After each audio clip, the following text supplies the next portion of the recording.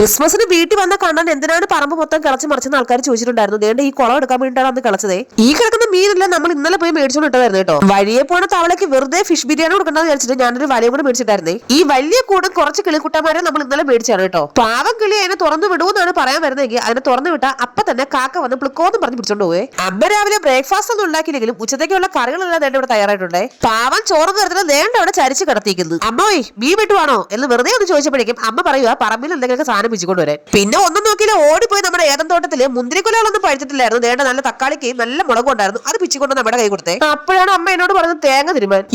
ഇതാണ് ഞാൻ ഈ അടുക്കളയുടെ പരിസരത്ത് പോലും വരാത്തത്. എന്നെ കണ്ട അപ്പൊ തന്നെ എന്നോട് തേങ്ങ തിരുമാൻ പറയും. അങ്ങനെ ഹൈ സ്പീഡിൽ 100 തേങ്ങ തിരുമിക്കൊണ്ടിരുന്നപ്പോഴേക്കും ദേണ്ട ചിരട്ടയ്ക്കകത്തുന്ന ആ സാധനം ഇളകി വന്നു.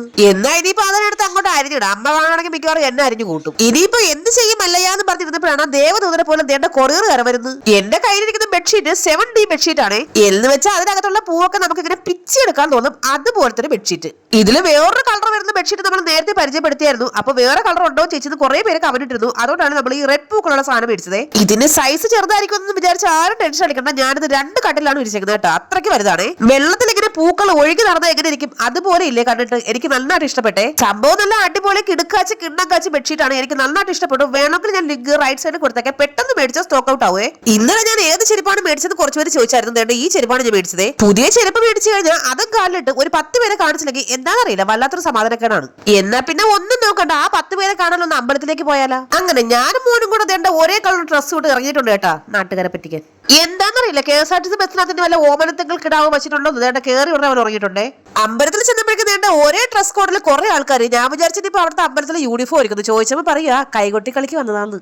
അങ്ങനെ അവരുടെ ഫോട്ടോ പിടിച്ചിട്ട് അമ്പലക്കുളത്തിൽ പോകാന്ന് വിചാരിച്ചപ്പോ ദേണ്ട അവിടെ എഴുതി വെച്ചേക്കുന്നത് ജാഗ്രതയെന്ന്. ഒന്നാമത് എന്റെ തലച്ചോറിന് ബുദ്ധിയില്ല. ഇനി അത് തുറന്നു നിന്നിട്ട് വേണം അമീബയൊക്കെ മന്ദബുദ്ധിയായി പോവാൻ. പാവം അമീബയെ മാത്രം ഓർത്ത് ഞാനൊന്ന് അമ്പലക്കുളത്ത് ഇറങ്ങിയിട്ടില്ലേ. സത്യം പറഞ്ഞ അകത്ത് പോയപ്പോ ഈ സാധനം കിട്ടപ്പോ ഞാൻ വിചാരിച്ച് കുടിക്കാൻ വേണ്ടിട്ട് ജ്യൂസ് കലക്കി വെച്ചേക്കുന്നത്. പിന്നെയാണ് മനസ്സിലായത് അത് ജ്യൂസ് അല്ലാട്ടാ വിളക്കാണ്.